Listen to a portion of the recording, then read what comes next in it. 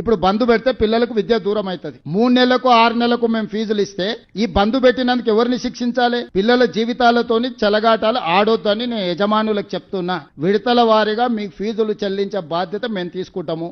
పిల్లల చదువులకు ఆటంకం కలిగిస్తే యజమానులైనా ఉండొచ్చు, రాజకీయ పార్టీలైనా ఉండొచ్చు, ఎవరైనా కఠినంగా వ్యవహరిస్తాము. మీ డబ్బుల కోసం పిల్లల జీవితాలతోని చెలగాటం ఆడకండి. ఈ రోజు మీరు బంధు పెడితే అకాడమిక్ ఇయర్ లాస్ అయిపోతే ఆ పిల్లలకు చదువు తిరిగి రాదు. ఇవాళ మీ ఫీజు రియంబర్స్మెంట్ తిరిగి వస్తుంది. పిల్లలకు మీరు చేసే అన్యాయం తిరిగి వస్తుందా? ఇవాళ పిల్లలకు చదువు చెప్పకుండా కళాశాలలు బంధు పెడితే 3 నెలల తర్వాత ప్రభుత్వం నిధులు ఇచ్చింది అనుకో. ఇప్పుడు ఈ విద్య దూరమైన పిల్లలు ఏం కావాలి చెప్పండి? ఫేస్ రికగ్నేషన్ పెట్టిన పిల్లలకు టీచర్లకు తప్ప, ల్యాబ్లు ఉన్నాయా లేవా పరిశీలించమని చెప్పిన తప్ప, టీచర్లు ఉన్నరా లేరా చదువు చెప్పేటోళ్ళు ఉన్నారా లేరా చూడండి అని చెప్పిన తప్ప, భవనాలు ఉన్నాయా లేవా చూడండి అని చెప్పిన తప్ప, స్కూళ్ళు కాలేజీలు బంద్ పెట్టి ఏదో చేస్తాం అనుకుంటే మాత్రం అది పిల్లలకు అన్యాయం జరుగుద్ది. విద్య వ్యాపారం కాదు, విద్య సేవ.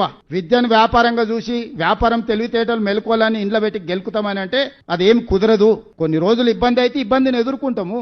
నేను కూడా ప్రజలందరికీ విజ్ఞప్తి చేస్తా, ఏం జరుగుతుందో అడ్డగోలుగా చేస్తేనేమో మంచోడు. కనీసం చట్టాన్ని కొంచెం అమలు చేద్దామంటే మేము ధర్నాలు చేస్తాం, దీక్షలు చేస్తాం, రోడ్డు ఎక్కుతాం. విడతల వారీగా నిధులు విడుదల చేస్తాం.